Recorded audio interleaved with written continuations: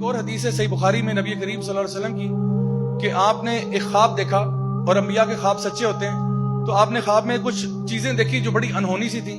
آپ نے دیکھا کہ دو شخص ہیں اور آپ کو قیامت کا منظر دکھا گیا. ایک شخص جو ہے وہ دوسرا زمین پہ لیٹا ہوا ہے اور ایک شخص بڑا سا پتھر لے کے اس کے سر کے اوپر مارتا ہے. اس کا سر جو ہے نا کچل دیا جاتا ہے، پھر وہ دوبارہ پتھر اٹھاتا ہے، جب تک اٹھاتا ہے اس کا سر واپس آ گیا، پھر اس کا سر پیستا ہے. تو بار بار اس کا سر جو ہے وہ پیسا جا رہا ہے.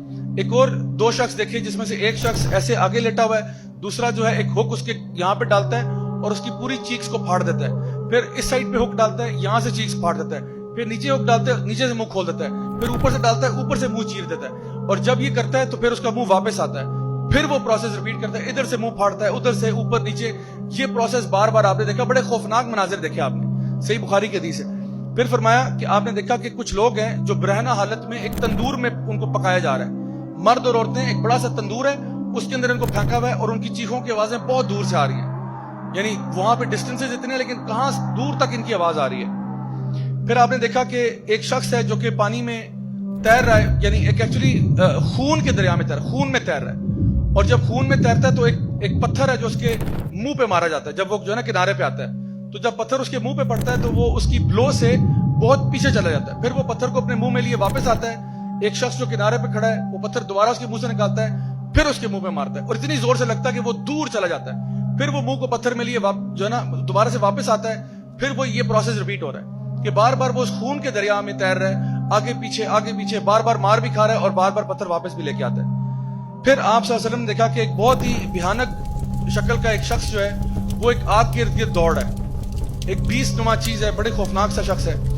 پھر آپ نے دیکھا کہ ایک باغ ہے، اس باغ میں ایک اونچا سا درخت ہے اور اس کے ساتھ ایک اونچا سا انسان ہے، بڑا خوبصورت سا، خوش شکل سا. اس کے ارد گرد بہت سارے بچے کھیل رہے ہیں اور وہ ان کے ساتھ بہت انجوائے کر رہے ہیں. اس کے بعد آپ نے دیکھا کہ آپ نے ایک چھوٹا سا ہل کراس کیا. ہل کراس کر کے آگے گئے تو آپ نے دیکھا کہ ایک لیک ہے اور اس لیک کے ساتھ کچھ لوگ ہیں جو آدھے خوبصورت ہیں اور آدھے بہت بدصورت ہیں. تو وہ جب لیک میں جاتے ہیں ڈبکی لگا کے باہر آتے ہیں تو وہ پورے خوبصورت ہو جاتے ہیں. یعنی انہوں نے وہ شخص دیکھے، بہت سارے لوگ کھڑے ہیں جو ان کا ایک سائڈ بہت خوبصورت ہے اور ایک سائڈ اتنی ہی بدصورت ہے.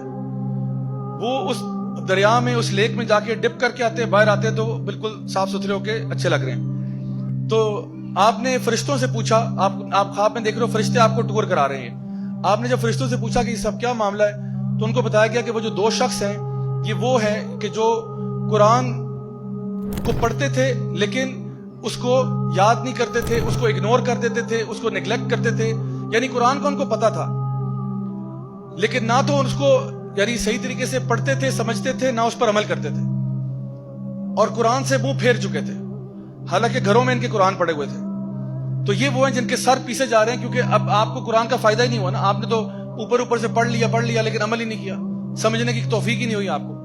پھر وہ جو دو شخص تھے جو آئرن کی ہک سے جن کا منہ چیرا جا رہا تھا، یہ وہ شخص تھا جو اپنے گھر سے نکلتا ہے اور جھوٹ بولتا ہے اور اس کا جھوٹ جو ہے وہ ہر طرف پھیل جاتا ہے.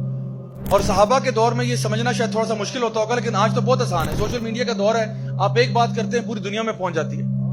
تو کہا یہ جو جھوٹ بولنے والا ہے اس کا منہ چیرا جا رہا ہے. اس کے بعد وہ جو اون میں تھے یہ وہ تھے جو زانی اور زانیہ ہیں، جو امت کے اڈلٹرز ہیں اور زنا کرنے والے. یہ وہ لوگ ہیں جو سارے کے سارے تندور میں پھینکے جا رہے ہیں اور ان کے پورے جسم کو سزا دی جا رہی ہے. وہ جو خون کے دریا میں تیر رہا تھا یہ سود لینے والا تھا، جو سود میں ڈیل کرتا تھا، سودی کاروبار کرتا تھا، سودی بزنس کرتا تھا.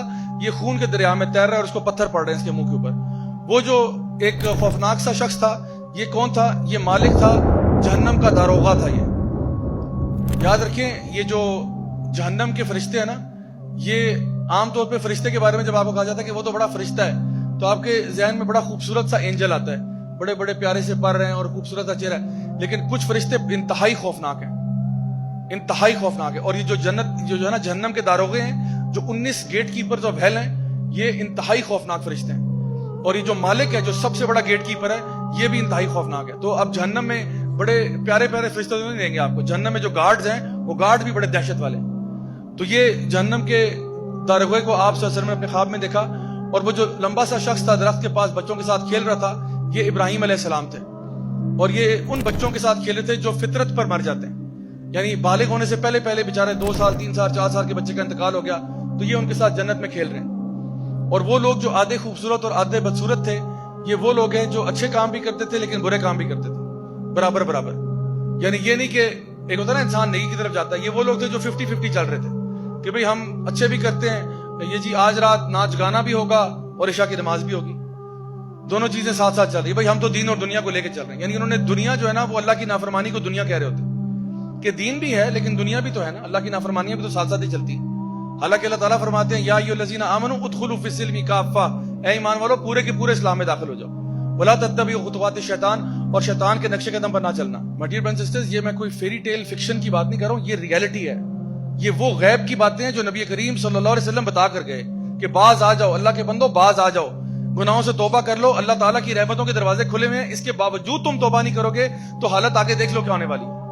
بڑے سے بڑا آپ نے گناہ کیا ہو, بڑے سے بڑا گناہ کیا ہو, اللہ تعالیٰ آج آپ کے پاس موقع ہے, معافی ہو سکتی ہے. اللہ تعالیٰ فرماتے ہیں تو زمین و آسمان کو بھی گناہوں سے بھر دے, میں سے بڑی مغفرت تجھے دے سکتا ہوں. تو سارے سمندروں کو گناہوں سے بھر دے, میں اس سے بڑی مغفرت دے سکتا ہوں. آج موقع ہے, جب مر جائیں گے اس کے بعد توبہ کریں گے تب فائدہ نہیں ہوگا. یہ آفر محدود مدت کے لیے ہے. یہ جو آفر ابھی آپ کو ملی ہوئی ہے نا, یہ محدود مدت کے لیے. تو اس لیے عقل مند انسان وہی ہے جو اس کا فائدہ اٹھا لے.